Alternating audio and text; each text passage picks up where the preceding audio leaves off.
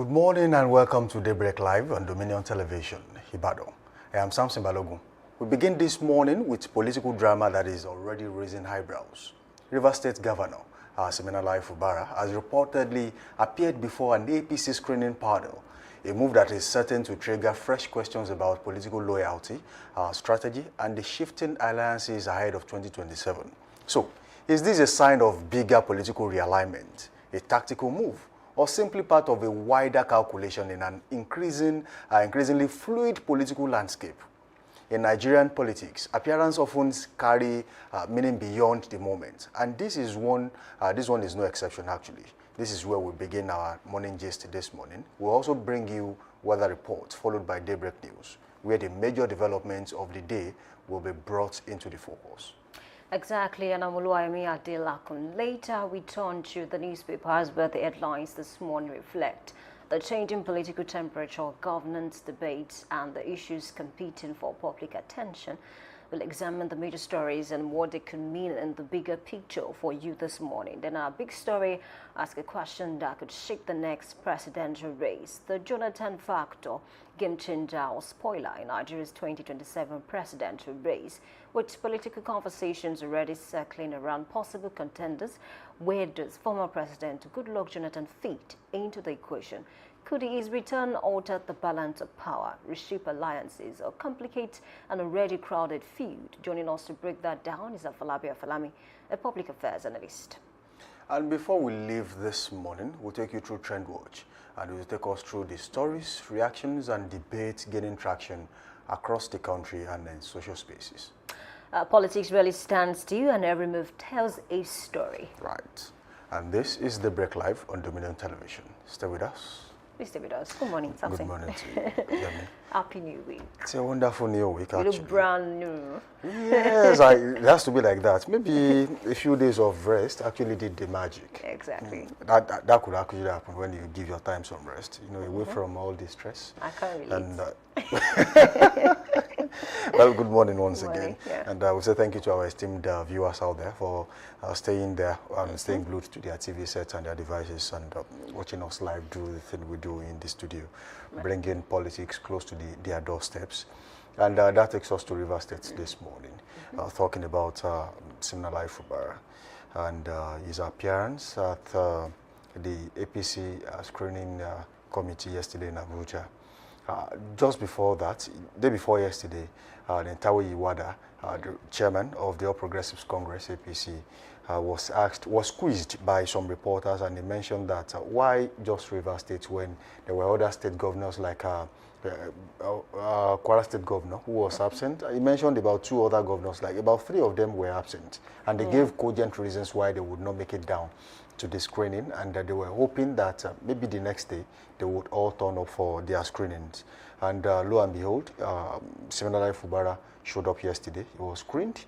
But the reason why, of course, so many people were screened and nobody really raised an eyebrow about it, but that of Siminalayi Fubara, with the friction within himself and his predecessor, Nyesom Wike, the Minister of the FCT, probably brought that into the equation.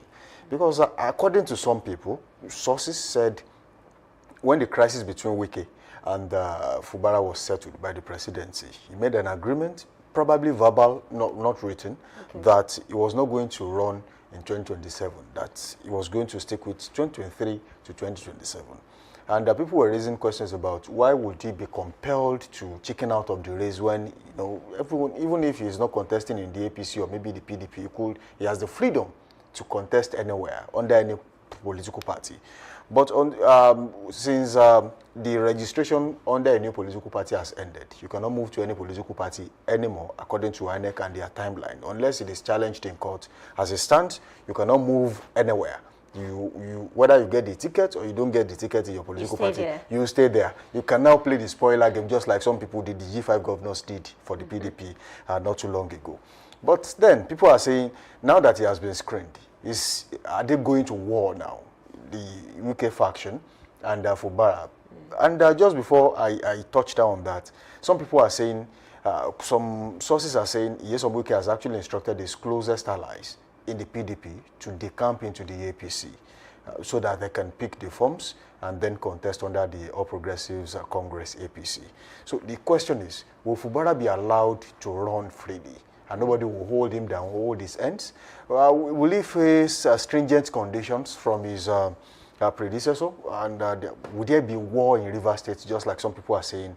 We are not saying war where, you know, asymmetric warfare. We are just talking about political banters and some other issues which they have faced in recent past, where, you know, there were attempts to remove him from office, which was eventually quelled by the presidency. But will we have a kind of situation in Rivers State, just like people are projecting?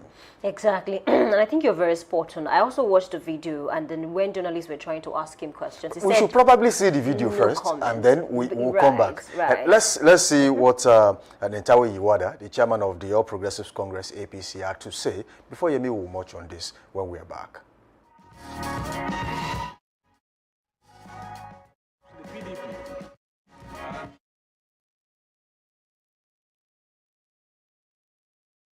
On the election field, all that by-election, NDC has won none. The major opposition we have is actually PDP, and even the PDP, they've not done very well in terms of performance on the election field. So performance is not on TV, it's not on radio, it's not on newspapers, it's on the field. Why Rivers alone? When you have three governors that have not appeared, all of them have their excuses and their reason why they're not appearing. And we know that they are chief executive of the states, and they have state issues to attend to. So any governor who has state issues to attend to, the governor of Kwara, he has state issues to attend to, we excuse him. Governor of Ebonyi, he has state issues to attend to, we excuse him. Governor of Rivers, he has state issues to attend to, we excuse him. And we said, they are chief executive. They are field soldiers. They are commanders, field commanders. Anytime you're free, call the National Screening Committee. We give you a room, you come at your will and your convenience, and we'll also screen you. All right, that was Nentawe Iwada, the chairman of the All Progressives Congress APC in Nigeria, while he was being grilled by some reporters asking questions about why Fubara was not there. Probably that was an assumption that he was not going to come because of the agreement they said he had with the president and his predecessor, Nyesom Wike. Now that he appeared yesterday, what will be the outcome in Rivers? Exactly. And then just like he mentioned, because while people were asking him questions, why is it that the governor of Rivers State did not come for his screening? And he mentioned that some of them had to attend to state duties, and of course they were excused. And then it was really funny when he stepped out. Some person, even though some Nigerians are trying to exaggerate the situation, that he came out hungry, tense, he was not looking too good. And then when they asked him they asked him certain questions, he said no comment. And then some persons are even assuming that it is possible that when he got there, he was asked to take a bow and go. And so they don't have to take 1 hour to screen him, because we saw it happen even in the House, in the Senate House at some point, when some persons were just asked to take a bow and leave. But at the end of the day, we cannot, it's impossible for us not to link it to whatever it is that happened between him and Wike, just like you mentioned. And I remember that the president had to intervene about twice. And at the end of the day, Wike granted several interviews after that. I remember that a particular presenter asked him on national TV that, are you going to support Fubara for second term? And he said he doesn't want to talk about that now, that he has other things to talk about. He had a media chat recently, and then if you look at his body language, I'm not sure they've been able to resolve whatsoever it is that they had, between them in the last few months, because it was like, somebody that is concerned about running for second term, he has not even presented his budget. And then there are some rumors that we also heard that Wike is trying to replace him with a certain minority leader in the House, which is Honorable Kisli Chinda.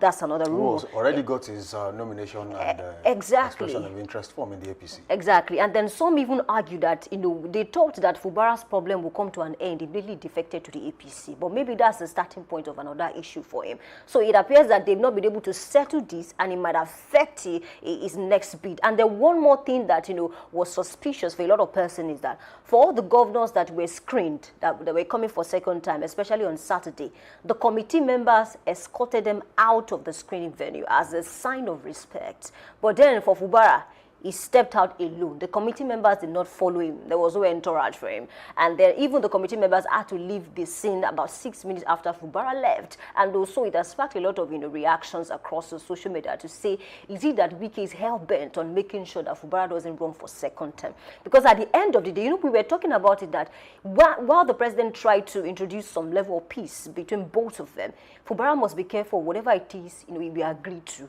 Because at the end of the day, it will come back to bite him later. Because Wike came out several times to say agreement is agreement. And what we allowed the first time, we won't allow it again. He was talking in parables, but then for people who can understand, deep politics, even had a song it's for obvious. that. Exactly. Agreement is agreement. What we allowed the first time, we won't allow it again. So it's very dicey, but then we cannot say, because at the end of the day, after screening process like that, the party will release the final result. So until the party decide to release the final result, we are just speculating at best. So maybe something might happen, because they say 24 hours in politics is a long time. Who knows? Maybe something might happen. Fubara might decide. Maybe the reason why he decided not to speak yesterday is because he felt maybe there's still a chance to actually correct some things, to speak to some persons, at the higher level, basically. Well, as it stands, it obviously looks clear that Fubara is not backing down. He wants a chance, a fair chance to contest. And I don't think he's a sore loser. If he loses the primary election, I think he's that kind of gentleman that would walk away and then, probably pick up his life from where he stopped earlier and then focus on something else rather than governance. Right. And another thing is that if he has decided to run for 2027, gubernatorial election in 2027, it means that it will further strain the relationship between himself and his predecessor, Nyesom Wike, because I don't think Nyesom Wike wants Fubara anywhere near the government house in 2027. And that being said, sometimes not every good thing you are offered, is actually good. Yes, it might look good for the optics, for the camera, right? But behind closed doors, if you check critically well, if you examine, all the conditions, if you dot all your I's and cross your T's, you would understand the fact that, hey, look, there will be a lot of things that we'll have to, probably will have to manage when you could have actually, sorted it out in the first place. What I'm trying to say, in essence, in a nutshell, is nobody really, I don't think Fubara had the intention of running for office of governor before Nyesom Wike probably picked him up and said, look, you are running for office. I would like you to be my preferred. In fact, there are insinuations that they are related, one way or the other. And then he brought him on board. Fubara was a technocrat. He understood his job. He worked his way high up the food chain in Rivers State public service. But quite unfortunately, whatever caused the disagreement between these two people really has to be studied because of further, in the future, whoever is going to that kind of relationship or that kind of agreement should understand what it entails and what it might likely lead to. You see, a public office is one thing that when you get, it's quite good to postulate from outside. It's very easy. I mentioned this last week that, as a football player, the best football players are usually on the bench. The best football players are usually, at the other end of the system, meaning watching from the TV. You know exactly what to do. In fact, these are pros, but then you correct them a lot of times and tell them where they should turn and how best to put the ball at the back of the net, the best possible way to control the ball that, you still retain. But quite unfortunately, when you are given the ball, you get to the field and the ball is passed to you. And then we see all kind of dramas. The caricature football playing. It's very unfortunate. Right. And people like that, technocrats are usually the ones who criticize the more. They know exactly what to do, especially people who are very versatile when it comes to policy making. They know how to interpret policies and how it affects the people. You criticize, especially, there are some people too who I would love to talk about. There are these, they criticize the government. I was trying to find the name, but, it's quite easy. You criticize, it's fine. You see what the bright side of things all the time and what the government is doing wrong, very fine. But unfortunately, when you are given the responsibility, you see that it is way bigger than that. Someone was talking about a particular presidential aspirant and said, this is not Onitsha market. You know, the economy is not run like you are running business in Onitsha. And yes, it might seem like an insult, but hey, when you get there, it's quite different. And that is where people talk about precedences. Quite unfortunately, in some cases, you cannot have precedents for some jobs because there is never a way, until you do it, there is never a way you have the experience of how it is done. And the most dangerous thing is to now learn on the job because you might not really cope. You might not. Some people are not fast learners actually, and the kind of people you surround yourself with might just be your own undoing. And in the case of Rivers, I know for sure that Nyesom Wike is already planning something. I know for sure Fubara has something in stock for his predecessor. But what will happen to the people of Rivers State? Because at the end of the day, they will be the ones to bear the brunt of whatever it is that happens in Rivers. We saw the effect of the little fracas that happened last year, and how some properties were demolished just because you know, there was this back and forth between these two people. And another thing is, if you are talking about Rivers State people, yes, because they are primarily the owners of their whole land.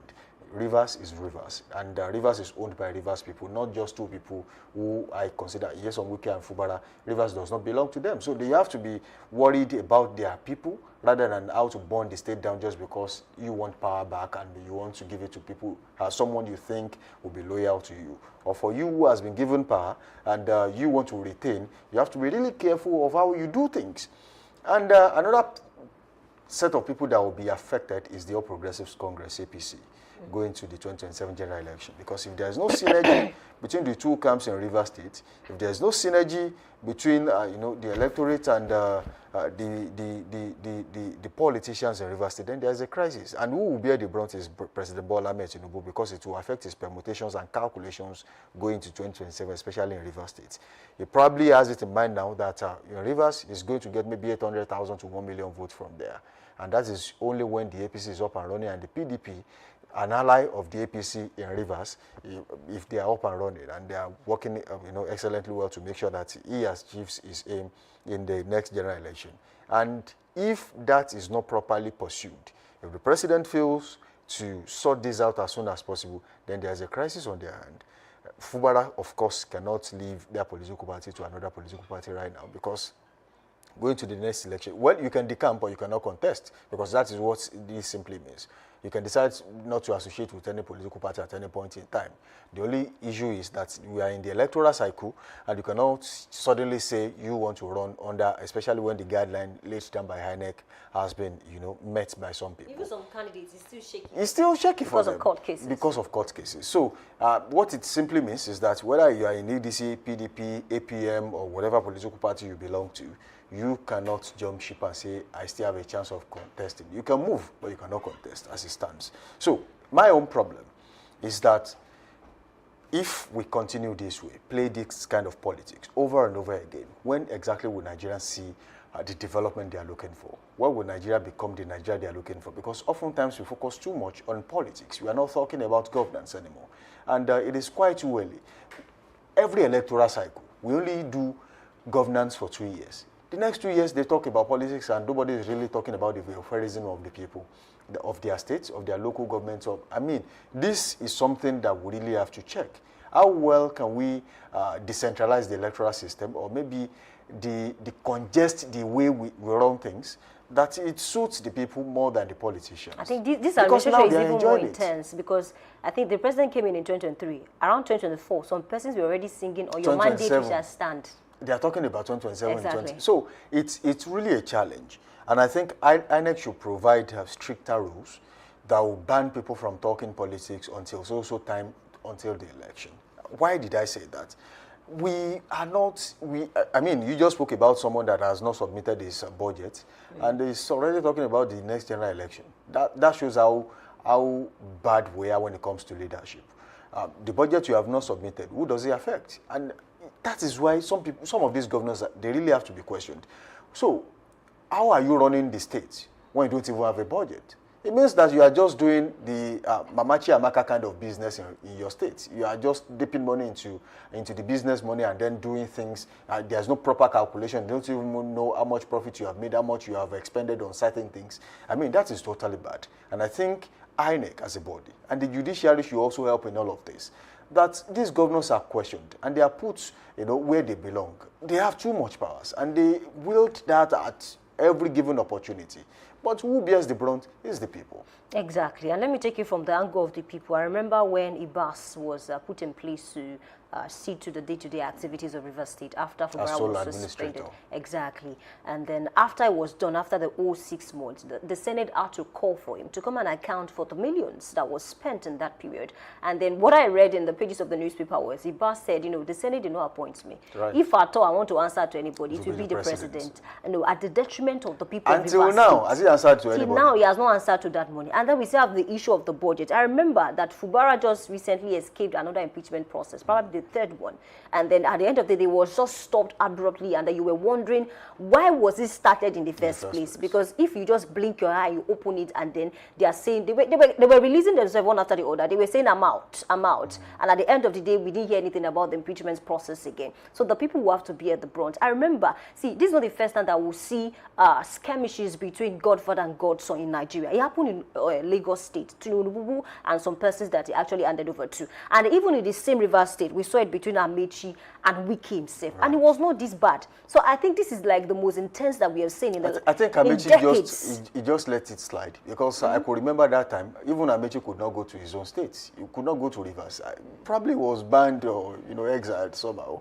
He could not go there. So it's... I don't know why we play politics the way we play politics in Nigeria. Politics should not be a do-or-die thing.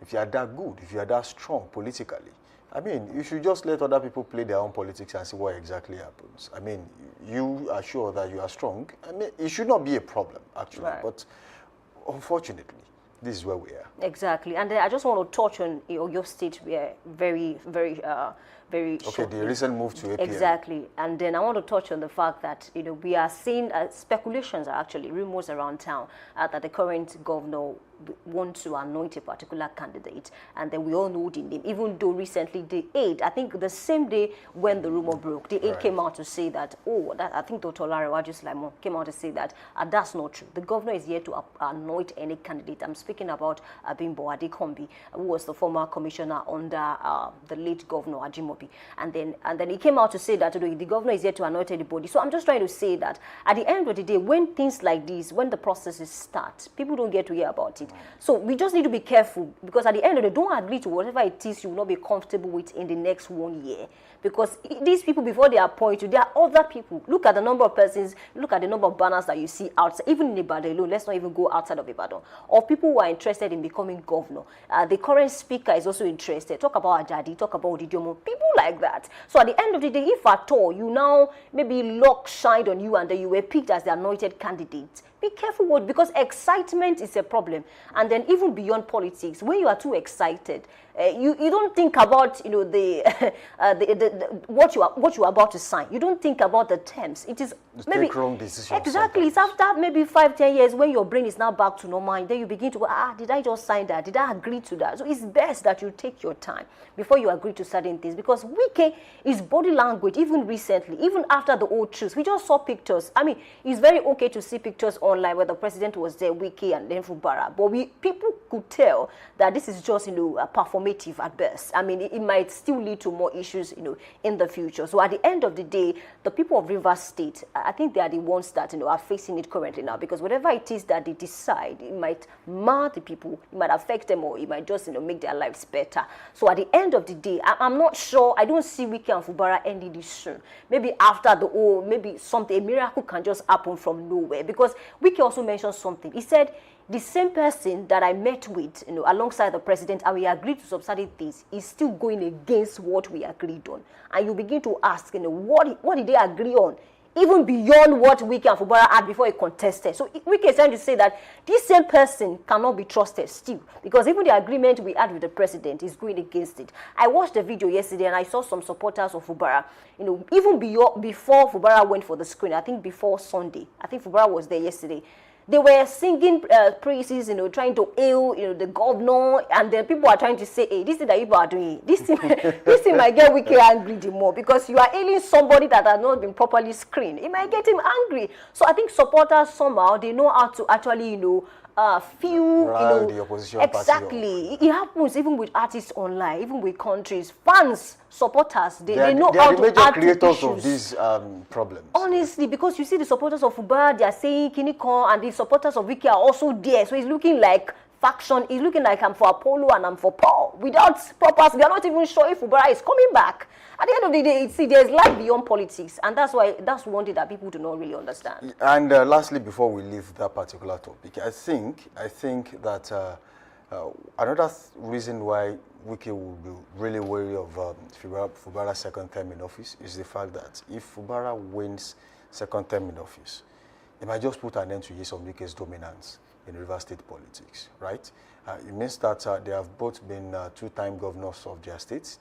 And, definitely there will be some people loyal to Fubara, and then there will be a divided camp, just like we are already seeing. But the problem is, most of the times, just like you rightly mentioned, fans are really the problems. Supporters, loyalists, they are the problem. They post things, they say things, they sing about things, chants about certain things, and then that will be a slight dig at the other party. And unfortunately, who bears the brunt? You will be the one to bear the brunt at the end of the day. You'll be the one to take care of the situation when it goes out of hand. And Fubara is in a very delicate situation. And I think even in Rivers State, he's been working on eggshells.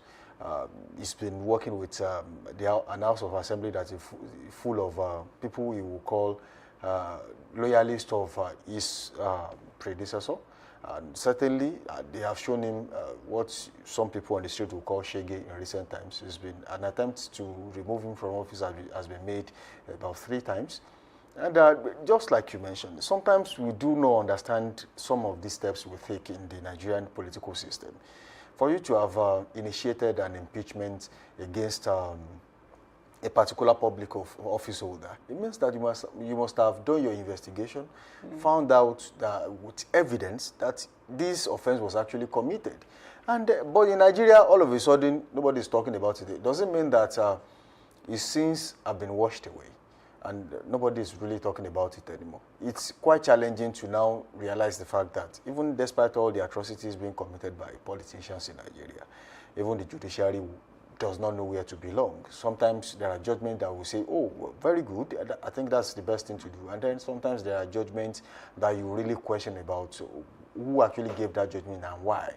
And sometimes there are judgments that you really hail, and then when you check the CTC, certify true copy, you will realize the fact that what was delivered as judgment and what is in the CTC is totally different. We are still waiting for the CTC of the ADC judgment till now. And that for me is really, really a very sad one, because people have different interpretations. And then this will be more or less like an advice to some lawyers out there, legal practitioners who help these politicians interpret their laws and then spread fake rumors out there about what the judgment actually means. You should calm down a little bit, wait for the CTC, and then read for yourself before you start interpreting. Because at the end of the day, some people have a different belief about the judgment, and then you are coming and say, oh, it's not like that anymore, it's like this. I mean, that confuses the people and further puts the party in disarray sometimes. You can imagine some people living in a political party because of the kind of interpretation they earlier heard. And at the end of the day, would they have to come back if at the end of the day they find out? Let me quickly speak on that. So speaking about the APC now, they might not know what might hit them in the next few days. Because about consensus, I watched a video, a particular candidate of the APC already bought the form, and then I got to hear that the ticket has been handed over to another person, and then he was shedding tears. Right. And the people were trying to console him. I think that was from the north. Exactly. And then I'm also hearing the news that some of them might actually take this matter to courts to sue APC on that basis. And then finally, just to talk on Fubara, I think we need to review this ideology of anointing a candidate and expecting the candidate to become a total puppet. If you want to drag us back to the colonial era, just tell us. I mean, don't be shy about it, because you should be explicit about exactly. You don't expect to choose a person and say just because you anointed the person should just be there. So it should take like orders directly from you. Just like what happened during the colonial, where we were just receiving orders from abroad, from the UK. Basically, I'm not saying you should be like this, but at the same time, you should not make the person maybe a useless person in that position. I think for the APC, the reality has finally dawned on the executives of the party that there is no other way than to conduct primaries. Because there was a particular video I watched recently of Obafemi Kadri Hamzat of Lagos, KOH, who also said, yes, he's been endorsed, but he's ready for primary elections so that there will be no issue in court at the end of the day. He knows that all the major excos are behind him. And most definitely the party, they understand the body language of the Baba Sokwe in Lagos State. Same for Solomon Olamilekon, Senator Solomon Olamilekon, who also said, yes, I've been endorsed, and I know I'm contesting the next general election, but I'm still open to primary election. If you think that my endorsement is to be challenged, then let's go to the field.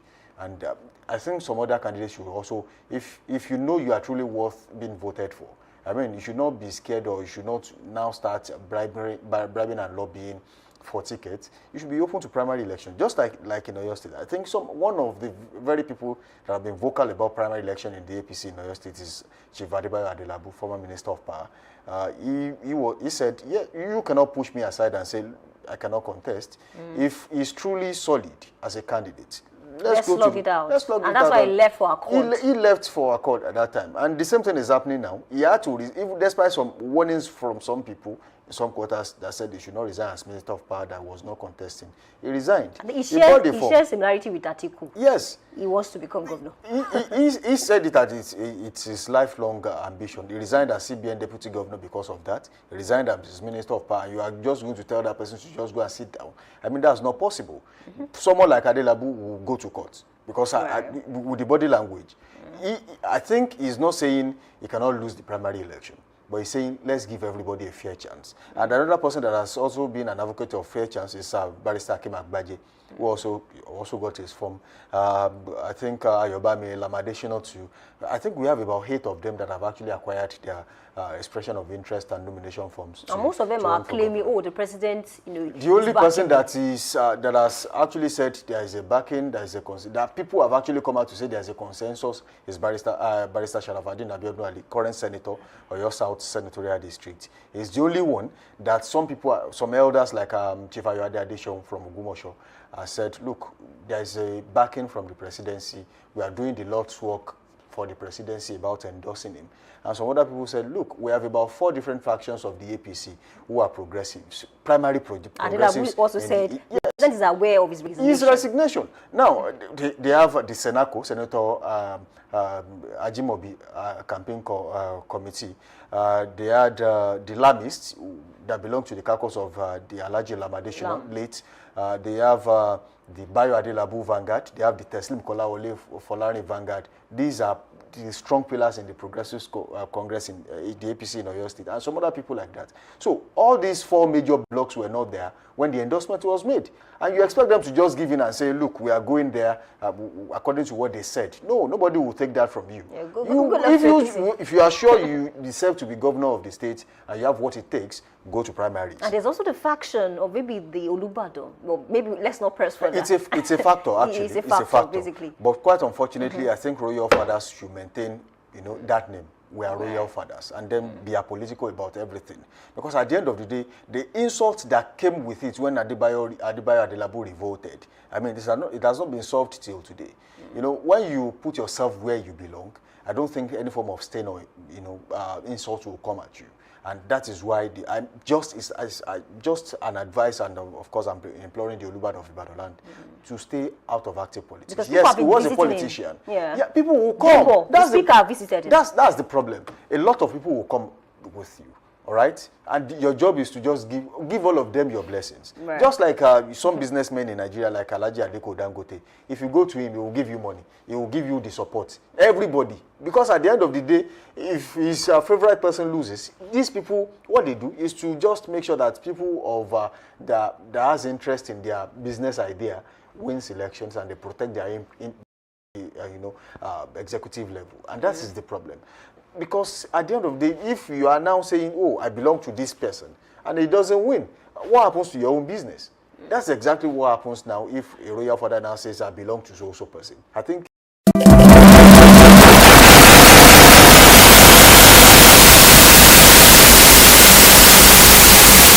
businessmen will not answer you when you say don't support these candidates. They don't care. They care more about their business. That's the main thing.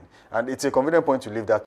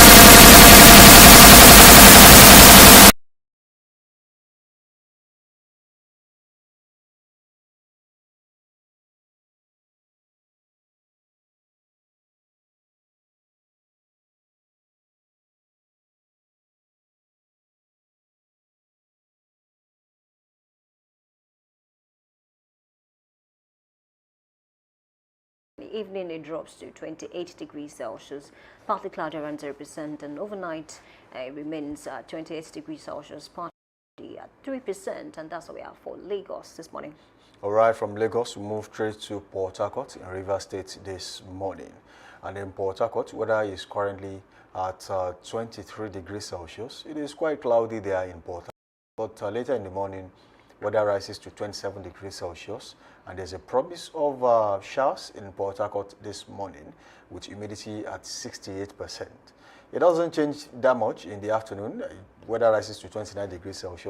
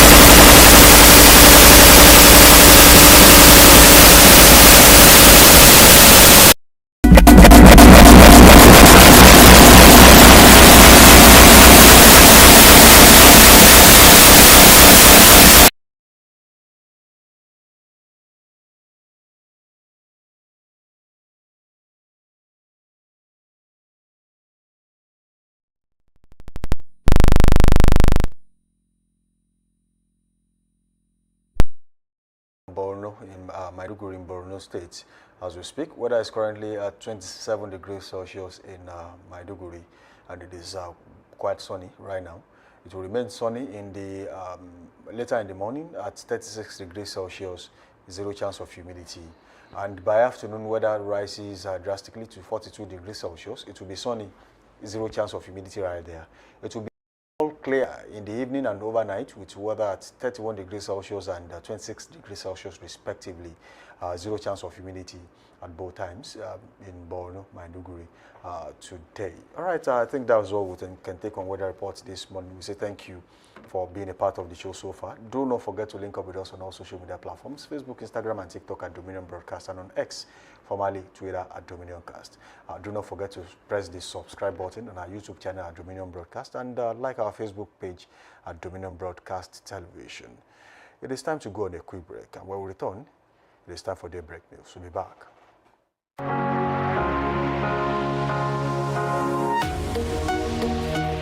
Live from the heart of the action. Welcome to the nerve center of Next Level Broadcasting.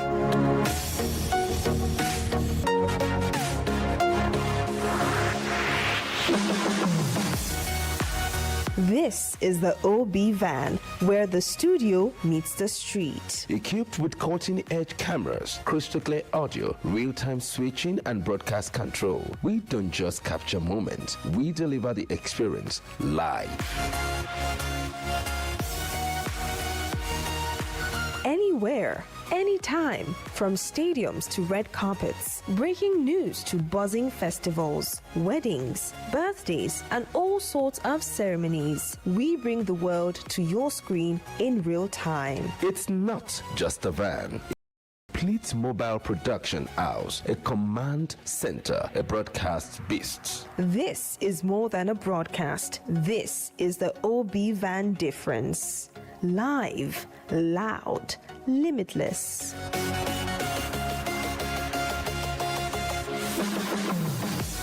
Ready to go live? Like never before. Book the OB van today and take your event to the world. One powerful broadcast at a time. To book, call 0705 506 1061 or 0916 101 1061. Email marketing@dominion.org.ng or visit our socials on Instagram @Dominion Broadcast. Dominion Broadcast, your channel of choice.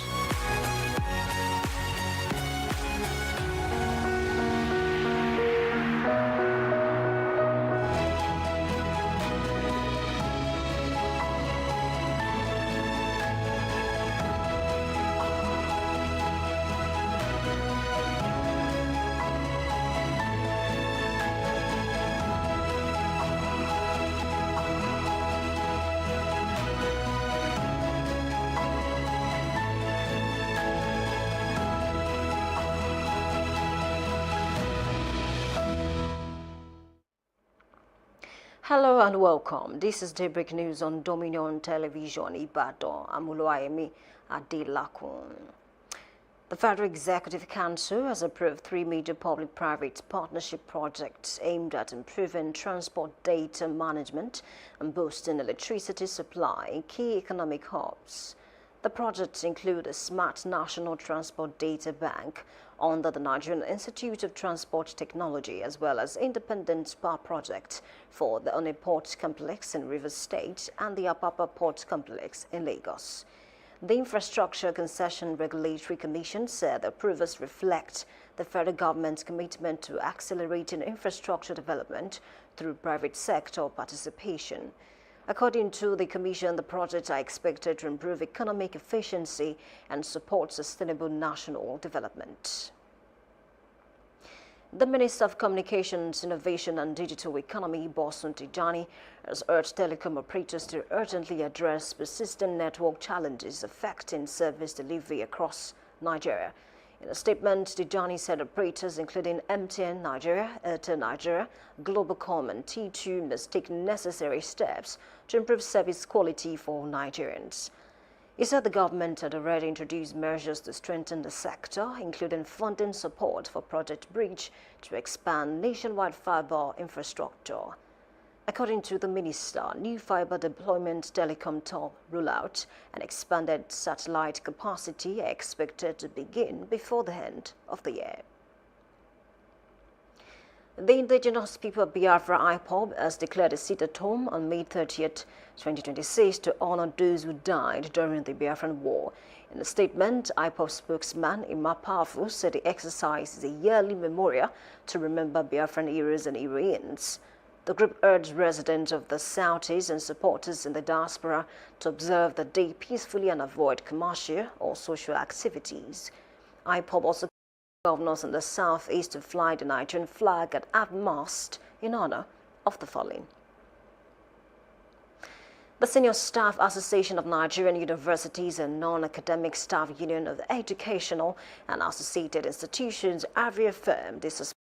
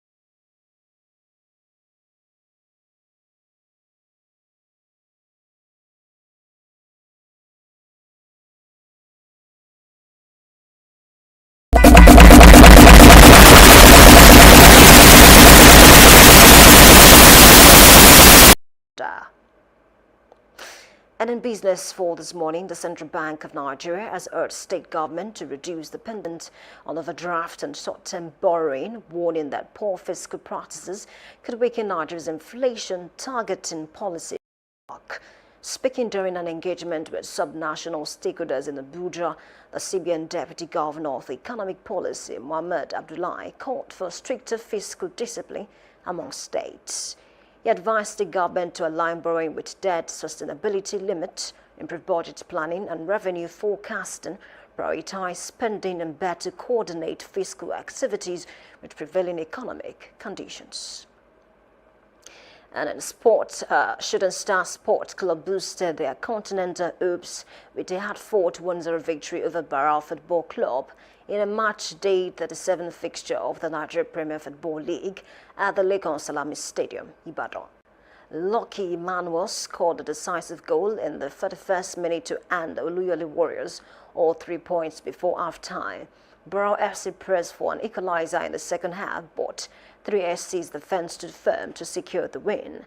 The victory moves Shooting Stars to third on the MPFL table with 60 points from 37 matches, keeping them firmly in the race for a continental ticket ahead of their final game against Niger Tornadoes FC. You can visit our website on www.dominion.org.ng to watch us live and interact with us. You can also follow us across our social media platforms, Facebook, Instagram, TikTok, YouTube, and LinkedIn at Dominion Broadcast and X at Dominion Cast. And that ends Daybreak News on Dominion Television. I'm Oluwayemi Adelakun saying thank you for watching and good morning.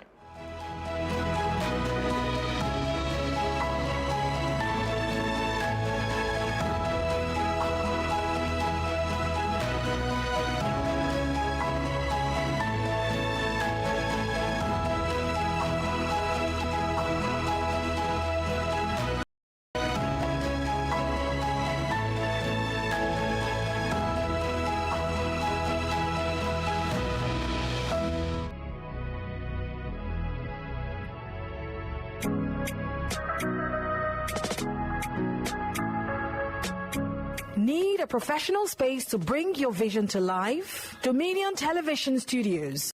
State-of-the-art facilities, perfect for your next broadcast, commercial, corporate video, or live event.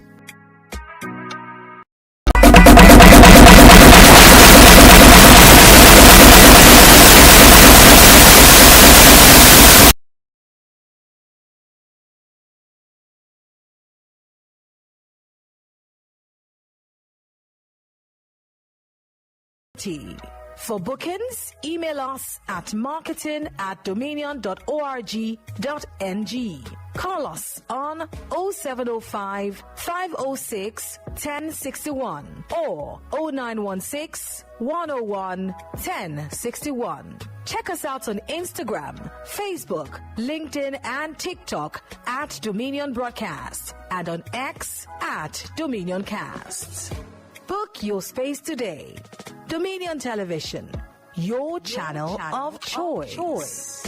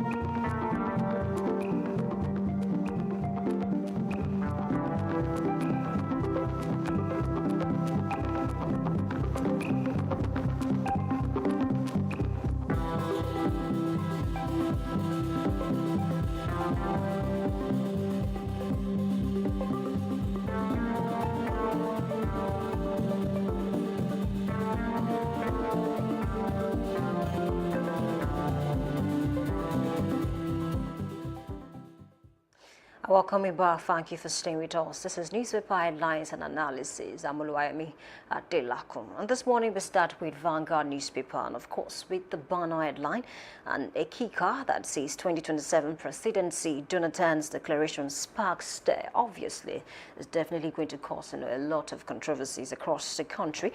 And then of course that headline asks these riders, Northern groups jostle to buy nomination form for president, about 9 northern groups, and of course it was weighed as chances. That's coming from Feni Ferry.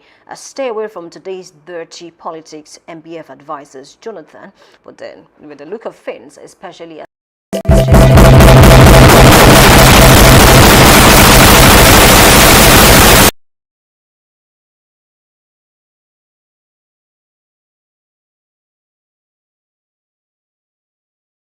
catastrophic misadventure if Jonathan runs. That's coming from a query.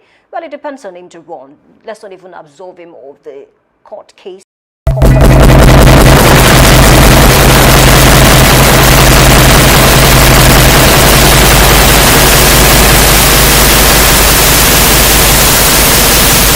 Talking about Yaradua, and then the second time when he won in 2011, though he contested again in 2015, but then he didn't win that election, and then because of that, so many persons are saying he cannot contest because of the court case. But good luck to Jonathan, of course.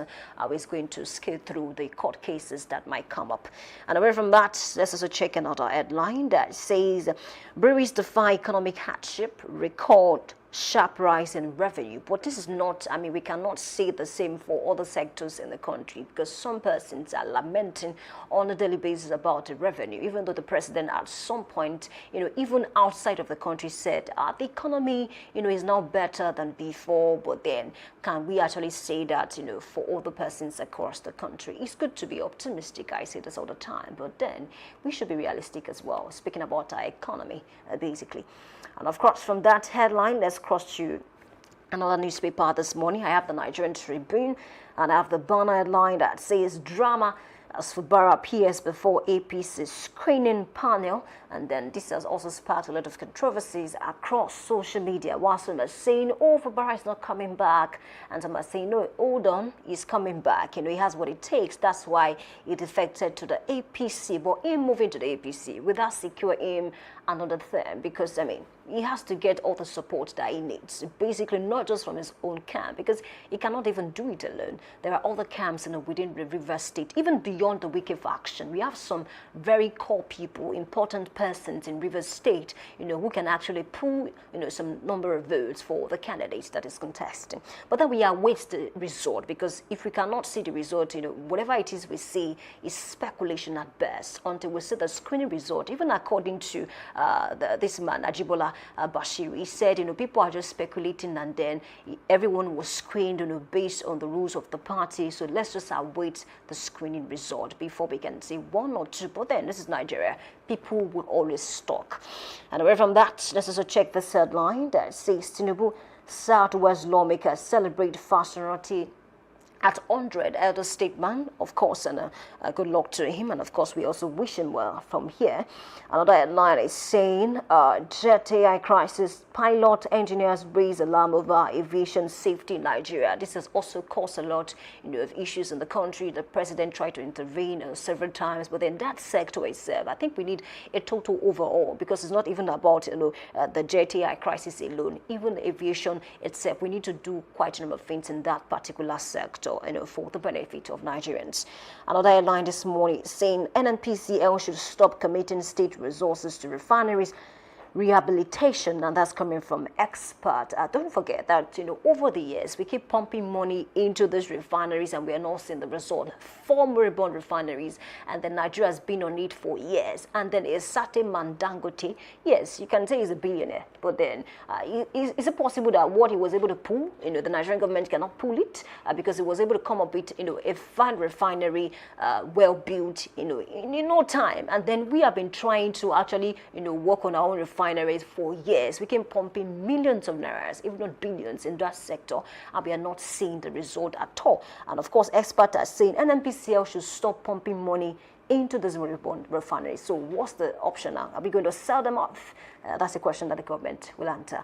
And away from that, let's also check this one that says pathologist warns of rising global legal risk in mishandling surgical tissues. I think we need to be very careful of this one. And then beyond this, it's good to advise these people. We must also be sure that these people are in the right frame of mind. Because I remember that the son of a popular writer in this country passed, recently, a twin actually, because somebody messed up with the dose of anesthesia that was supposed to be given to the boy, and then it passed because of that. Because some of these people, they are overworked, they are overstretched. That's not to excuse that level of behavior, but it's something we need to even look at. Even speaking about the doctors and nurses. If you go to the hospitals today, you see some of them are working double shift. Why? Because they don't have people, and some of them have to work from morning till night, especially this public, hospitals. I think it's something we need to work on, basically. And from that particular line, let's cross to Daily Sun, and I have a headline that says tension in APC, ADC, NDC, PDP as membership list submission hence. Assume presidency to South, fast in action on state pleas, Middle Belt Forum advises. And of course, I read some headlines, in the early hours of today, and I discovered that, INEC initially gave May 10 as the deadline for parties to submit their registers. For those that will be contesting, and that was yesterday. But because, it's not a working day, so a lot of persons, even analysts, are saying this today might actually be the final day because yesterday was a Sunday. So the doors are shut now. Parties must have submitted their registers before now. And of course, we're hearing about the zoning system here and there. NDC recently zoned to the south for 4 years, to zone to the north for another 4 years in 2031. This has also sparked a lot of reactions, while some Nigerians are saying, okay, now that NDC has zoned to the south, and of course we know that the reason why Obi left the ADC for the NDC is just so he can get the ticket to contest. Let's just assume that he wins the election. Is he going to be willing to leave after 4 years? That's a question to answer. The people will definitely answer that question.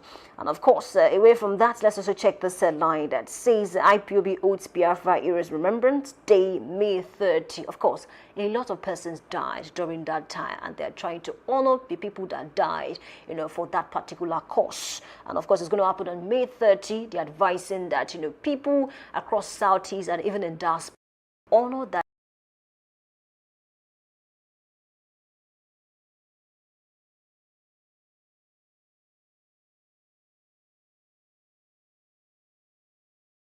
what it is DAM wants to do, basically. So they are waiting for the news. And away from that, let's also check this one that says gunmen kill police, 14 others abduct 5 in Plateau communities. Don't forget, Plateau has been bleeding for months now. Terrible situation in the last few months, and this is another case. And then that's what I say all the time. Why is it that when these people attack a particular state or community, they keep coming back, and nothing is done to stop them?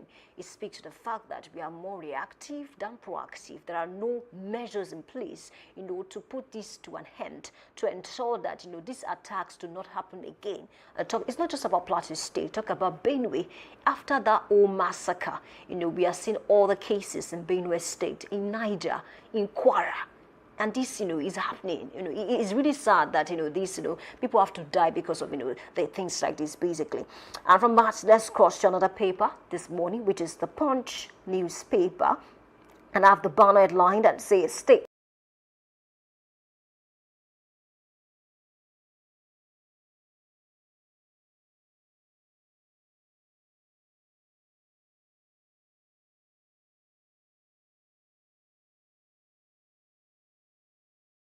spending cuts may worsen poverty, unemployment, and that's coming from economists. If you look at, the country today, a lot of unemployed people, and that's why, people have decided to just, start doing something for themselves. Do not wait for any white-collar job, if at all you cannot get after university, and that's why, they advise, the young graduates or even those that are still schooling that before you leave, the 4 walls of a university or polytechnic or college of education, ensure that, there's something that you're working on, there's something that you're learning that you can actually, fall back on after school, if at all you're unable to secure, any good job or not out there.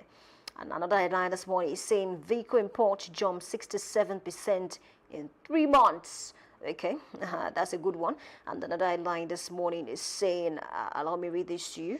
2027 Rivers governorship drama as the APC committee screens for Barra Wiki allies. Don't forget, some are already speculating that Wiki wants to replace Fubara with a certain minority leader in the house, which is, Chinda Kingsley.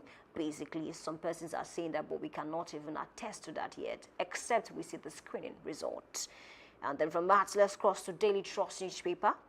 And I have this headline that says Sokoto 1 billion naira school project remains short 9 years after completion. And this is a major problem. And then it's a reflection of what we have across the country speaking about the education sector.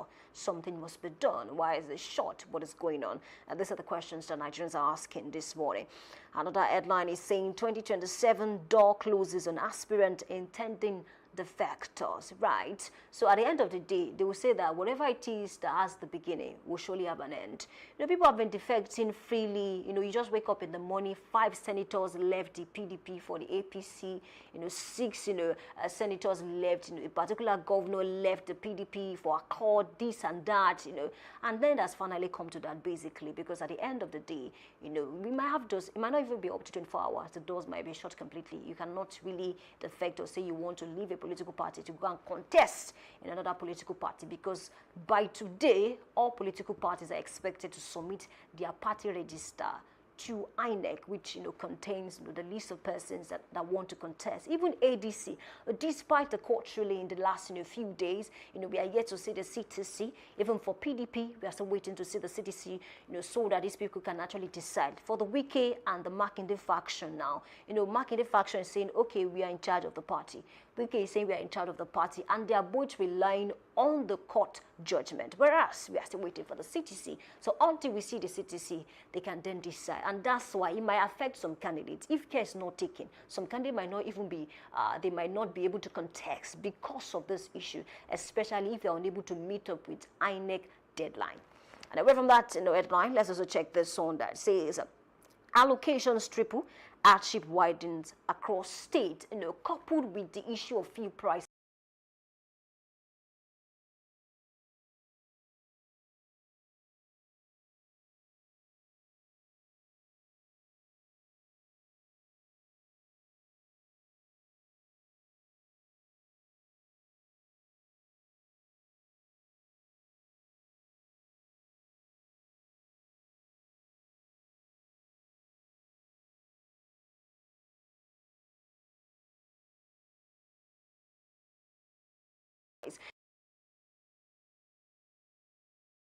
Increase. And then when you get to the market as a business person, you start explaining to your customers, and then at the end of the day, people don't have a choice but to buy, especially if there is no other alternative for them to go for. And away from that headline, let's also check this one that says I lost 3 children to Niger strike. That's coming from an injured father. That's another problem, another reason why we need to be intentional about insecurity in this country. Another headline is saying, police officer, 9 residents killed in Plateau State. We've spoken about that. Kidnappers using women to move rifles and ammunition in Kwara State. It's sad that people will do anything just to feed in this country. I remember some months back, a man was caught at the airport and he had no idea that, some harmful products, some hard drugs were kept in his luggage. And when he got to the airport, the man is elderly, should be in his early 70s or late 70s, He was caught, and then when they were asking him questions, you would tell from, his answers that he had no idea that something like that was kept in his luggage. And people were asking, why would you do that to an elderly person? Trying to travel to where and meet his family members, and then he's really sad. So people will do anything just to make money in this country, because poverty has been weaponized, severely, and it's affecting a lot of things. But then that does not mean you should lose your integrity. Do not do things that can bring harm to other persons, in the country. And away from that, let's cross to another paper this morning, which is The Nation, and I have a headline that says, suspense as for Barrows or Dima, others await screening result. APC gears up for amendment of primaries Friday. And of course, Governor Zulum and North and Senate race. A lot of controversy, and then even the APC is feeling it as we speak now. I mentioned this morning that some persons are ready to take the matter to court. Speaking about consensus candidates, some have obtained the form and then they later discovered that the ticket was given to other people than them, and they are ready to take the matter to court to say we cannot agree with this. I mentioned the guy who was crying in the video because he got a form, and then his people were trying to console him because the ticket was given to somebody else. So these are the issues even within the ruling party, which is the APC. And away from that, we also have this headline that says that 7 terrorists killed in Niger drone strikes. That's another sad story there. And of course, a lot of people died because of that, that had happened. And away from that, let's cross to this day newspaper. Another headline that says Iran responds to U.S. proposal for ending war. Trump says terms unacceptable. And these people are still trying to slog it out. So many persons are even saying, okay, at what point are we going to experience total peace within these two blocks? Iran responds to U.S. proposal for ending war. Trump says terms unacceptable. Trump is saying, I'm not going to accept your terms and conditions. Iran wants to settle. But Trump is saying, I'm not going to accept, your level of settlement. So how do we address it now? When the entire world wants this war to come to an end, but the two principal blocs are saying, okay, maybe one party is willing to settle, but based on what terms? Because Trump is saying, I'm not going to accept those terms. So at what point will this war come to an end? Because if this war should end today, don't forget, it's going to affect the lives of people, positively, especially speaking about, the price of fuel across the country and across the globe, basically. Another headline this morning is saying that Tinubu pays tribute to Fasuroti at 100. And of course, Dangote eyes Kenya for new $17 billion, 650,000 barrel a day refinery. And of course, that's a good development. The man is just trying to take his business to wherever it is, is going to affect his business positively, basically.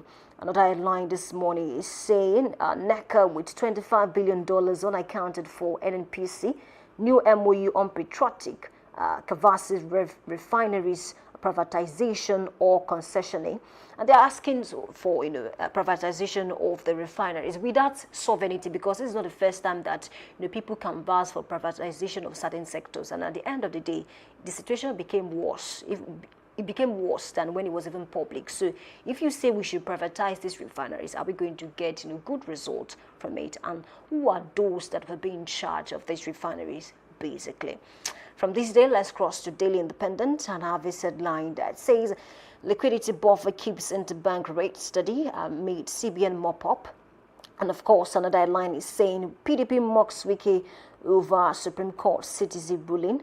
Shift focus to elections. And of course, don't forget, the two factions in PDP are claiming ownership of the party because we are here to see the CTC, that is the certified true copy of the judgment. I think that will solve a lot of problem.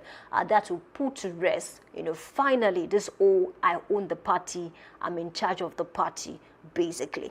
Another line is saying Serap gives Tinubu 7 days over missing 26.9 billion naira from USPF. Serap has always been vocal in the pages of newspaper, but at the end of the day, you hear about Serap, saying we are giving you 7 days ultimatum, and at the end of the day, it will fizzle out. You won't hear nothing about the whole matter again. I think Serap needs to do more than just giving ultimatum, to certain people or certain sectors. We should ensure that, you get to the bottom of the matter. There should be result, because it's not just about giving ultimatum, it's about ensuring that you get result out of it.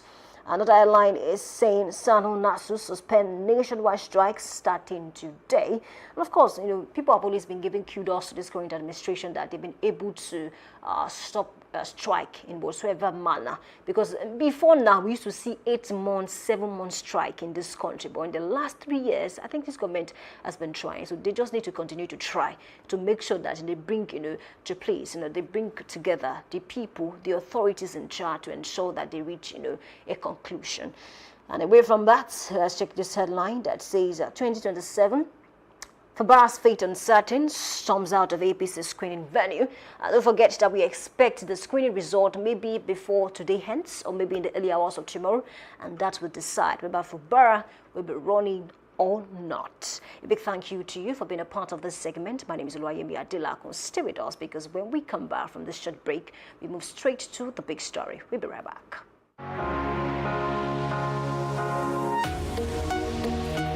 Live from the heart of the action. Welcome to the nerve center of Next Level Broadcasting.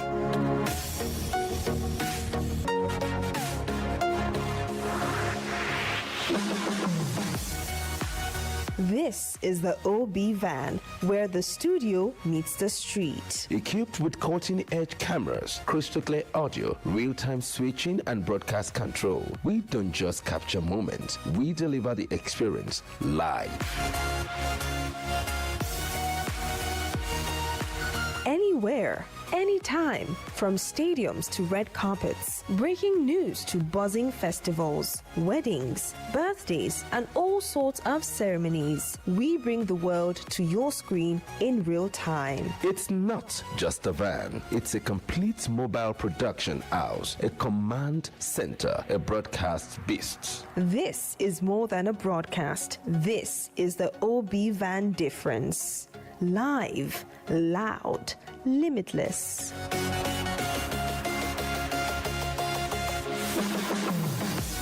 Ready to go live like never before? Book the OB van today and take your event to the world. One powerful broadcast at a time.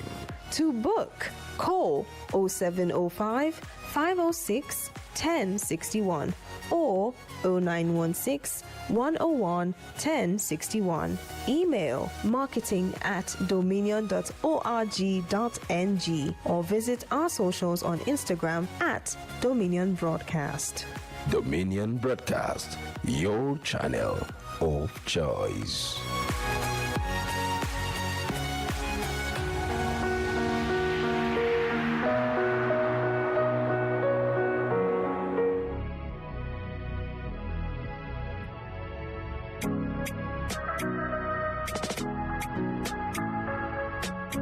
Need a professional space to bring your vision to life? Dominion Television Studios offers state-of-the-art facilities perfect for your next broadcast, commercial, corporate video, or live event.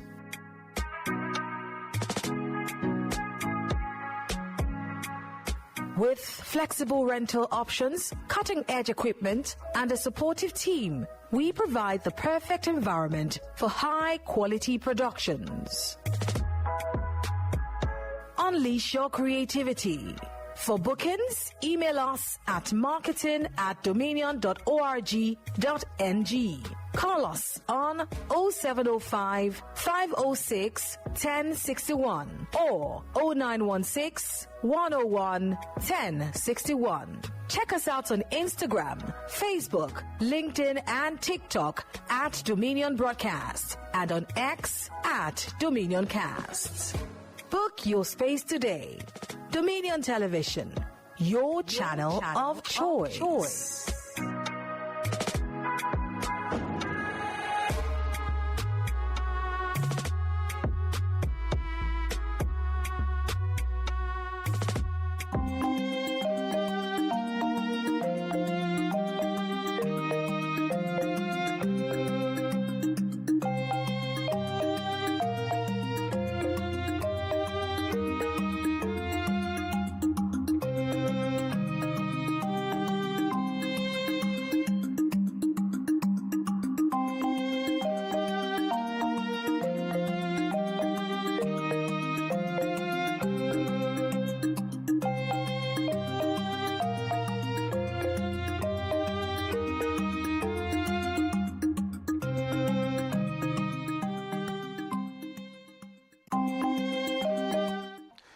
Good morning and welcome to the big story on Daybreak Live. I am Samson Balogun, and today we examine one of the biggest political conversations already shaping Nigeria's 2027 presidential race.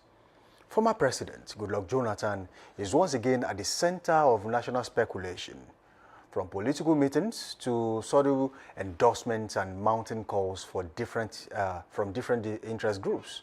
The question refuses to go away. Will Jonathan return to the ballot in 2027? But beyond the excitement lies a deeper debate. Would a Jonathan comeback truly reshape the political equation and offer Nigerians an alternative political direction? Or is possible emergence merely a spoiler strategy capable of splitting votes and altering existing alliances ahead of the election? Joining us for this morning's conversation to dissect the politics, the legality, and the strategy behind Jonathan's factor is public affairs analyst Afolabi. But before I bring him on board, let's take a look at what it simply looks like in the political ecosystem in Nigeria as we speak.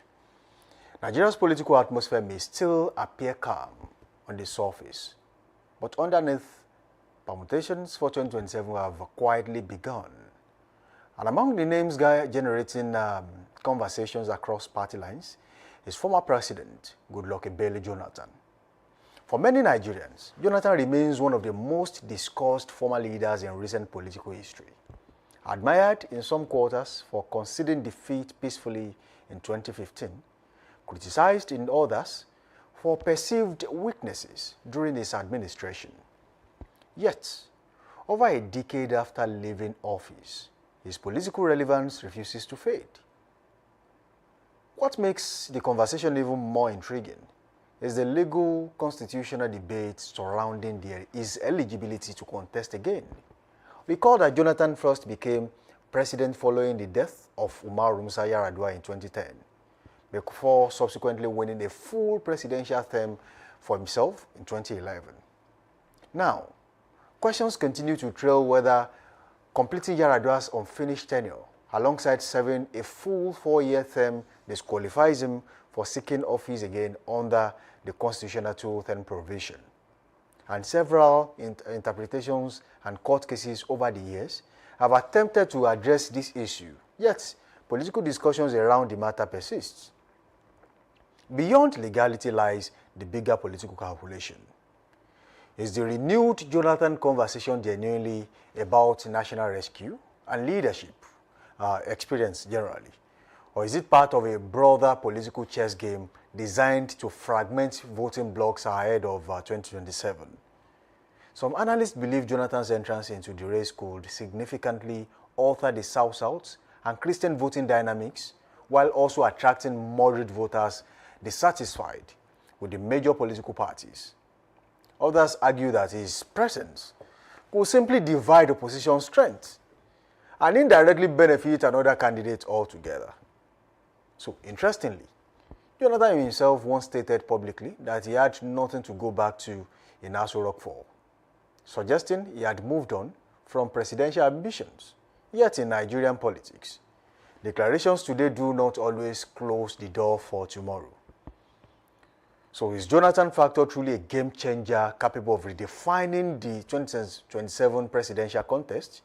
Or could it become the ultimate spoiler in an already complicated political battlefield? This is the big story today. I am Samson Balogu, and thank you for joining us on the show. I have the honor of having Afolabi with me in the studio this morning. He's a seasoned public affairs analyst, and he joins us with his wealth of experience. Afolabi, thank you for joining us on the show. Good morning, Nigerians. Good morning, Samson. Good to be here again. All right, let's get down to it because we've got little time to spend on the show this morning. But we want to make it worthwhile for our viewers out there. And it's quite interesting that people are stirring up old dust, talking about issues that will shape the 2027 general elections. And that most importantly brings Goodluck Ebele Jonathan into the calculations. Before now, people were talking about Rabiu Musa Kwakwanso, Peter Obi, talking about Atiku Abubakar, Rotimi Amechi, and of course the incumbent, President Bola Ahmed Tinubu. A lot of names have been thrown up. Olowepo Hashim also intends to contest. SDP, APC, PDP, a lot of political parties also jostling for office. But interestingly, recently, Goodluck Ebele Jonathan was squished by some concerned youths who asked him to run for office. And he had a response for them. I would love us to watch that response. And then by the time we are back, Afolabi will have the full ground to munch on this particular topic this morning. What did Goodluck Jonathan say to this youth who went to him to implore him to run for the office of president in 2027? We'll be back. My brothers and my sisters, first and foremost, let me welcome you to my office in Abuja here, and thank you for showing interest in your country. If you have no interest in the country, you will not bother to be here. So I can say that you are showing signs of being patriotic Nigerians. And I will encourage you to continue to be patriotic to the country. It's only patriotic citizens that build their nations. Unpatriotic citizens will destroy their nation, take the money to anywhere to enjoy their life. So you must be patriotic. And things are very, very clear. The key thing we need in this country is peace. So as young people, because most of you here, more than 80% of you are very young people. I don't even know how old some of you were when I was the president. But the key thing is peace in this country. And even Southeast Asia. Nigeria have the lowest turnout of elections in every election cycle. We have the highest voters apathy. And it shows us if people are not even interested in their election. We have the worst, the least. I've never been to a country that has the low numbers we have, tens of percentage of voters. I think INEC need to do something about it, need to study it, get consultants to look at it, and what is the cost, and do something. As young people, you must be involved in the electoral process. If I ask how many of you have your voters' cards now, probably 50% of you don't even have voters' cards. And you're asking me to go and contest the election. So you must be patriotic, you must participate in the electoral process. Yes, you have asked me to come and contest the next elections. Presidential race is not a computer game. But I've heard you, and I'll consult widely. But the most important thing is in Nigeria that the young people will have hope. Presidential election is not a video game. That was Goodluck Jonathan's response, and that was quite catchy. I mean, that's quite an headline. Very, very interesting. Very interesting. Afolabi. Thank you, my You brother. heard all he said. Yeah. And they told them that if he asked questions here, how many of you have voters card? About 50% of you probably don't have voters card. That is one area that we should first look at. And that is one area I also want the former president, Daybreak Jonathan, to also reverse back on.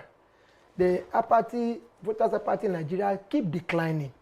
When we started in 1999, the comeback of the democracy was at a high point.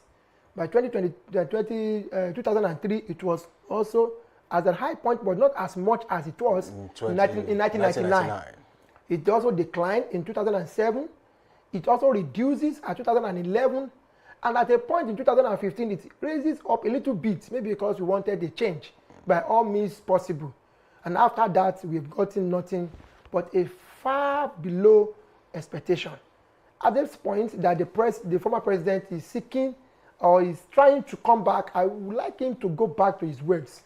Check all these videos he has said, check all his track record, because this man has also gained to himself a good name, despite the fact that he has some stains while he was. Are you saying you should maintain that and then leave the scene and not contest for election? He has every right to contest for election. Yes, he has every right to contest, but the stage right now is so much cumbersome that anybody coming in must be such from the same group. He has the wealth of experience. Yes. He's been president for 4 years. Yes. He served the final part of Umar Musa Yar'Adua's tenure when he died in 2010.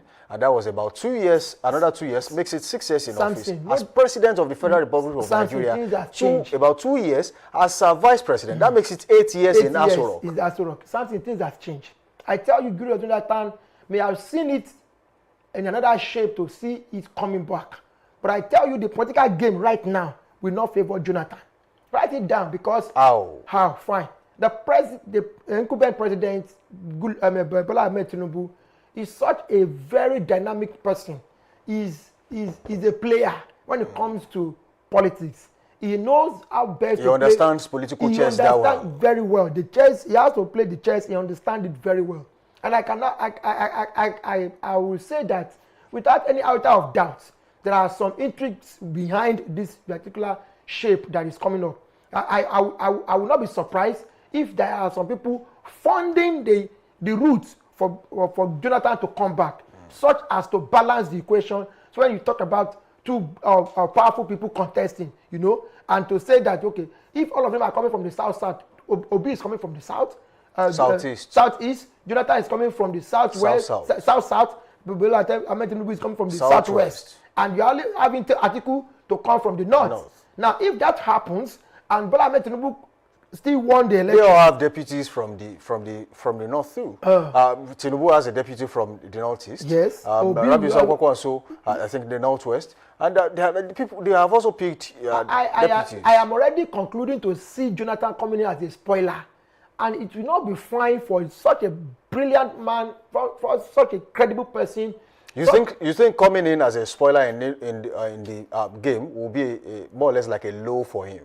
He will not get that acceptability as he gotten it when he was in power.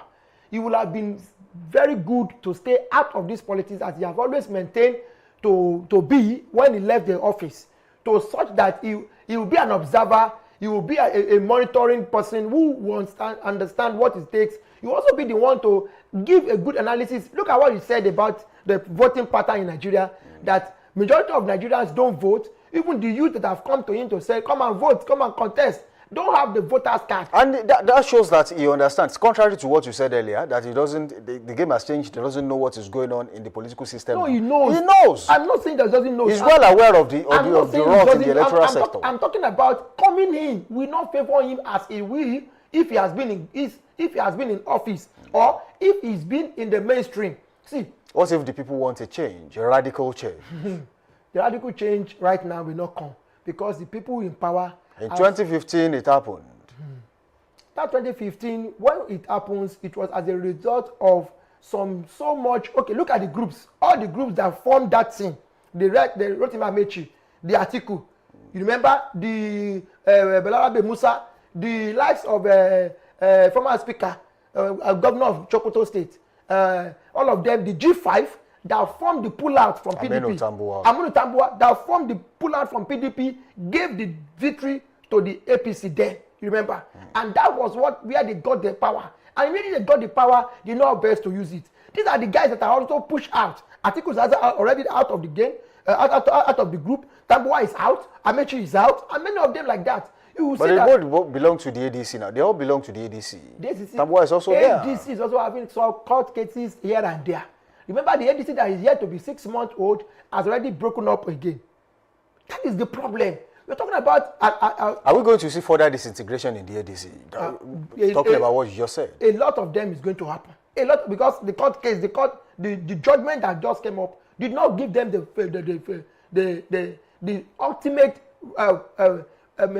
support, ultimate opportunity to say, I want to go and contest. Will you go there and contest, and after winning the election, you will now start facing court cases? That was why some people could not go and join them and form another party. Look at the likes of Oyo State now. The PDP declaration, the judgment is not favorable. Now, it's not even favorable to Wike's side. And they went to APM. So it doesn't favor anybody. It doesn't favor anybody. It doesn't favor that of Shey Makinde. Neither is it favoring that of... They're also facing a little bit of brouhaha in the APM. We are going to face a lot of it after the election. A lot of it will be interpreted after the election, such that you will now see the APC dancing around and then winning elections. So are you saying that we are going to see unprecedented post-election crisis after 2027 It happens in Imo State that gave Uzodinma. It was fourth. It was third on the list. Third on the list, and it gave him the victory. So if we have to look at that past precedent, we want to understand that was the time of Emeka Ihedioha. And you have to understand that if you don't get it right before you go into the poll, you may not get it right when you come out of it as a winner, and that will disqualify you to become what you want to become. So that area alone is what we should look into very well. I wouldn't want the likes of Jonathan to step into that moldy shoe. That place is not right for now. The Jonathan I know, the Jonathan many people love, is a man of integrity. He's a man who understands the political terrain of Nigeria. He's a man whose experience within and outside this country has been so much developed to a point that if you put up a textbook, it will go worldwide. And I tell you, the Jonathan I know, I would not want him to be modeled up with what is already going on. Are you saying someone like Jonathan can be bought or manipulated into playing the spoiler game in the next general election? Oh, my brother, there's nothing that is not possible with the man in charge right now. There is nothing that is not impossible with him. He has once become a governor in Lagos State, and we understand when he was in Lagos, many other parties was there. The only party that was not manipulated was that of Gani Fayemi party. Then there was not. Other parties, we saw them, some oppositions get funding from the incumbents such that they can be able to gather their momentum, gather their people, and that is why we see the same party coming up all the time, and a particular party, you know, that we have records that the story is still there, that the oppositional party, the man that will always come up to contest against them, actually becomes a distributor for the particular state, and that is why the man all the time. Are you talking about Jimmy Agbaje? Well, when you say so, but the truth of the matter is that if you look at people, was a regular aspirant and contestant. Yes, look at look at the lives of PDP right now in Lagos State. Even the man that just contested under PDP is not in APC. Jando. So tell me, what are we saying? Is a rightful person, full-blown guy in APC?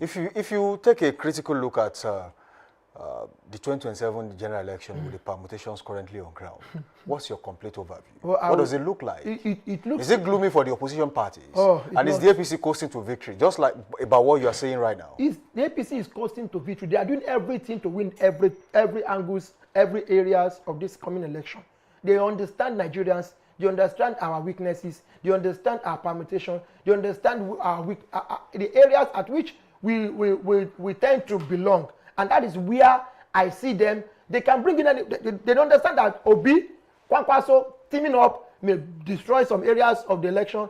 And at the end of the day, that will make them to lose in some parts. But at the same time, if Jonathan is coming in, it will look like, Jonathan haven't been a man of integrity, haven't been a man of honor, and he's been, coming into the group. It will look, it's breaking up more areas. And I tell you, they will still win that particular end. Because there are people there. They are pumping money, they are pumping in strength, they are putting in people in power, and those people they have put in power, we want to win their wards. They want to win their states.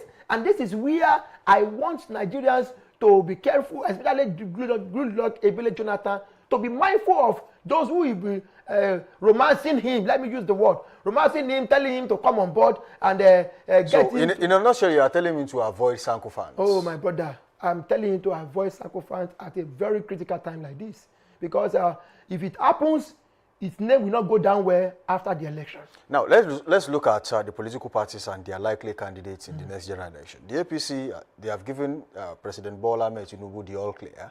Yeah. Someone wants to contest against him, but he did not appear before the screening committee as he was given that waiver. Of course, he's already ruling the country, so there's nothing else he's coming to say than what he's currently doing.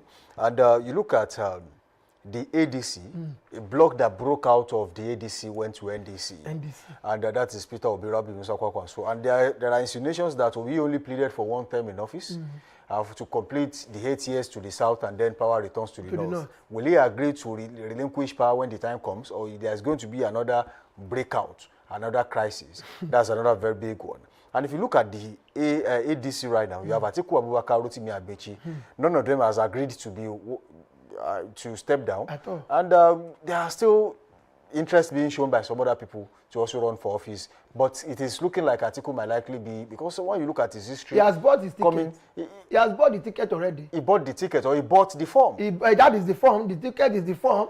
He has bought the form already. That would be a bold claim, because there will still be a primary election, maybe a consensus. But the problem I'm having with ADC is the judgment behind their party. That judgment is not clear enough. It's not making the courts clear. That judgment is somehow, that judgment does not give a clarity for contestants to enjoy the victory, if it happens. That judgment is also what is behind the PDP to make their factions not very eligible for anybody to come under the name of PDP to contest. And that is where the likes of Shey Makide's team is falling into APM.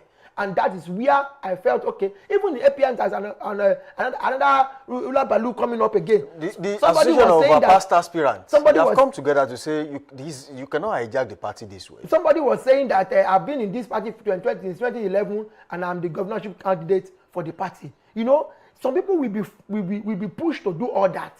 And this is what, you know, is a game. That is where we understand politics very well in Nigeria. But this is a game. If you are able to push down your opponent in any way, you may not need to have a knife to beat down your opponent. You may not need to have a strength to blow down your opponent. You might decide to remove the roof of your opponent's house so that if you want to go and fight, he will look back at you and say, my house is still in fire. I cannot go and fight. So he is unable to come to the stage. Then he lost the election. Now, let me ask you this just before we go. Let's do an holistic analysis of what this will look like come 2027. If Billy Jonathan comes to contest in 2027, and according to some reports, in some quarters, he might likely contest under the banner of the PDP. With the current crisis in the party too, he might likely contest under PDP. Now, take a look at all the aspirants. Okay. The likely aspirant that will get the ticket. Okay? If Jonathan contests, who gains? Who loses? If Jonathan contests, the opposition will gain. That is just the truth. Jonathan coming up on board right now to say he wants to contest is not a prepared game. It's not a prepared work structure. Where is the Jonathan structure after leaving the office? Where are the people who so much love Jonathan that they can die? They are his die-hard guys, his apostles, his disciples. Those who once were with him in 2020, 2011, 2010. Where are they? Now, Jonathan, I see him being cajoled to come on board. He will not get, the kind of loss he will have this time around will be so far that anybody will not imagine. And that is where I say that it's going to be a spoiler. Let him just be where he is right now. Sit down and observe. Which political party is going to benefit if he contests? If he contests, APC will benefit. APC will benefit. APC already understand the terrain. The truth of the matter is that it will just be an addition. Because if, like, we have 10 people to contest, 3 people to contest to win 10 mark. If APC score 4 and others are scoring 2, 1, 1, 1, you can't add that up to make it 1. The man that scored 4 still win the election. That is just the simple mathematics that I'm talking about here. If Jonathan comes on board and he scored 2, Rotimi Amechi and the likes of Atiku come board and they score 1, Peter Obi and his guys come board and they score 2, and somebody else score 1 and APC score 4, APC will be declared winner. That is just the mathematics. There were insinuations a few months ago about this administration's attempt to force the country into a single political party system. One party system in the country. Now, with what you are saying, is it safe to say that Nigeria is no longer moving towards a one-party state? Well, with what we are seeing right now, is just a clear picture of telling the world that we are not one-party system. We still have people contesting even on the PDP that does not have its strength anymore. We have people contesting in a new party like NDC or APM. We also have people in APM. We also have people in another ADC. And the truth of the matter is that APC, who is the ruling party, is still on ground. And that is why you will see that we have given room to other parties to contest. But in true reality, the party is just one. You know, we have moles in all those parties. So it is APC against others. And others. So if APC comes, and that is where we ask the question of the two-third, the 13%, you know, that when you talk about the formula they gave in 1979 that won the election, 12 to 3rd, that won the election to Shagari, is this still in board? You know, where the last time we talked about, the constitution was talking about Abuja must be, that the person that will become the president must won Abuja, the seat of the capital. But as at last time, the sitting president lost out not only in Lagos, also in Abuja, and he still won the election. So if you have to go by that now, it means that when we calculate everything, you will be seeing the scatter voting, winning in Katsina, winning in voting pattern, will not be regular. And at the end of the day, you just calculate, okay, if Nigeria is 37 and somebody has just won 21, then it's declared winner. And those 21 is not in that formula that we expect to be 12 to 3rd. You will see that the person, and because this one is winning two states, this one won 3 states, this one won 4 states, and at the end of the day, you see that What are we talking about? So these are the things I would like Jonathan not to be involved in, so that he will just stay aloof and at the end of the day benefit. Because if he contests now, he may not be an opposition, you will not have the opportunity to even want to come in 2031. So that is what I felt so bad if he's coming on board. Okay, I would have loved to talk about your state politics, but then I think we will do that later in the week and talk about APM, PDP, APC, and the relationship between all of these political parties. Afolabi, thank you for joining us on the show this morning. I'm glad to be here again. It has been quite a session with you. And as the road to 2027 gradually unfolds, one thing is already clear. The mere mention of Goodluck Jonathan in the race for presidency in 2027 signals a lot of things. And of course, that is enough to stir national debate about to reopen constitutional arguments and reshape political calculations across party lines. Whether he eventually contests or not, the conversations around his possible return reveals just how fluid and unpredictable Nigeria's political landscape remains. Our thanks to public. Live from the heart of the action. Welcome to the nerve center of Next Level Broadcasting.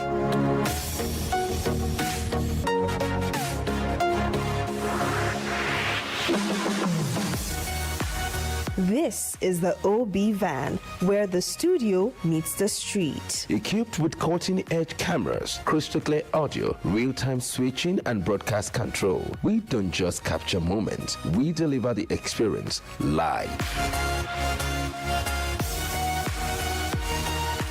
Anywhere, anytime, from stadiums to red carpets, breaking news to buzzing festivals, weddings, birthdays, and all sorts of ceremonies. We bring the world to your screen in real time. It's not just a van, it's a complete mobile production house, a command center, a broadcast beast. This is more than a broadcast. This is the OB van difference. Live, loud, limitless.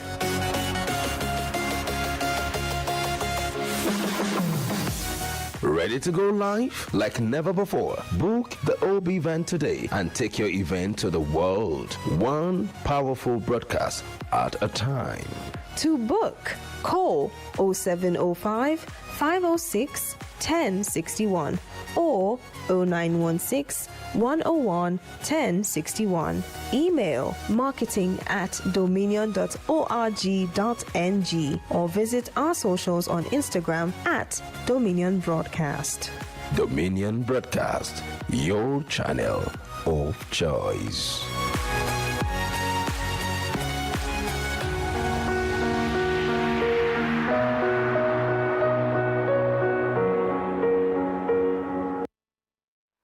Welcome back. Thank you for staying with us. And of course, this is Trend Watch. I'm back on set with Samson Balogun. That was an extensive conversation with Afolabi. Yeah, absolutely. I mean, that was quite insightful, especially with what the election is looking like. 2027 permutations, combinations, consultations. I mean, you just have to keep looking at that direction. Right. Okay, so what do we have for Trend Watch this morning? Exclusive wiki orders loyal PDP candidates in Rivers to defect to APC and obtain nomination forms. And of course, don't forget that what's on the street is that Wike is trying to flag Kitsek Chinda as the candidate for the next governorship election in Rivers State. And of course, people are saying Wike is just trying to position himself well. He's in PDP and of course, very active in the APC. And I remember there was a time people asked the national chairman of APC, then Tawi Watda, that is Wike a member of your party? And he said, no, he's never a member of the APC, but he's working for the APC, which is quite obvious even to the blind. Well, I think what we have in Rivers State right now is the PD-APC kind of arrangement. You know, you can't really tell who is APC, you can't tell who is PDP. I mean, we've seen situations where the two-party chairmen for PDP, both PDP and APC, were at the same occasion for the same reasons. I mean, political, and they were on the same page as regards that. I could remember Toye Cole and Yesom Wike were at the same place. You know, it's quite, as much as you would love what is going on in Rivers State, for political reasons you wouldn't, because it will be the result will be disastrous. Okay, it's more or less like you breeding trouble all by yourself, and it will be a very challenging one in Rivers State right now because Kingsley Chinda has been told to pick up nomination form. Is likely the anointed candidate of Yesom Wike, and now is to do that under the APC. Right. The presidency wouldn't want to. They would love to appease to the both camps. One will be told to fulfill the agreement he made. The other will be cautioned not to destroy what they have built so far in terms of the rainbow agreements they have in Rivers, where both PDP and APC, you can't really tell the difference. PDAPC, just like I said earlier. But for me, I think it's not good for democracy. It is more or less like a Confucianist arrangement, especially as it confuses the people the more. They don't even know where they belong. I mean, you don't know which political party you want to belong to. You don't know where your leader belongs to because today he's running and dining with the PDP. Tomorrow you see him at an APC meeting. That for me is disastrous and kills politics faster than any other thing. Exactly. However, I want to believe that the APC are also in the know of what is going on. This news was actually yesterday or day before yesterday, before it actually came on the national dailies. It has been something that has been said a few days ago because of the time frame given to them by INEC to actually move from one political party to another one, especially when you have the ambition to run for office. May 10, actually, and that was yesterday. That was yesterday. So all of them actually moved before yesterday. And, you know, as it stands, Kingsley Chinda already has his nomination form. I think Wike is trying to build a political dynasty for himself in Rivers. However, he's killing the system. And he's not even the only popular actor in Rivers State. There are other people who are very silent about the politics of Rivers. The issue is he knows exactly what to say to these people. He's always saying the right things to them when he meets them. And forget about what you hear from Wike when he's in the public space. You know, when he has closed-door meetings with people, I mean, it's always more or less like, what can we do together? He's kind of person that wants to work. See how we brought the G5 governors together with Seyi Makinde, Okezie Ikpeazu the other time, and they were able to, you know, secure an agreement with the presidency, and then look what happened.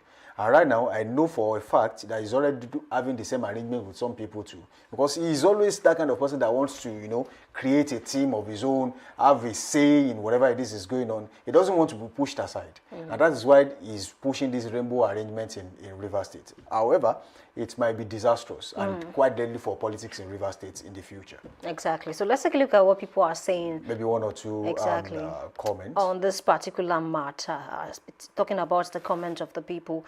Somebody, I think Precious is saying, Wike, try and rest. Rivers State does not belong to you and your family. Okay, let me take another one. Marvelous Sister says, will they go and unseat the people that were there before? How foolish can, of course, that is really... We say this all the time. You can express whatever it is you feel without sounding... Being direct with abuses is so bad. And that's a convenient place to leave the show this morning. So thank you for being a part of the show so far. Do not forget to link up with us on all social media platforms. Watch us live. We've got a lot of interesting programs lined up for you on this dial today. So keep it locked there. Leave your TV set glued to Dominion Television, your channel of choice. And join us again tomorrow for another interesting edition of Daybreak Live on Dominion Television. Same host, same station. I'm Samson Balogun. As I always say, keep being good out there, keep being safe. Bye for now.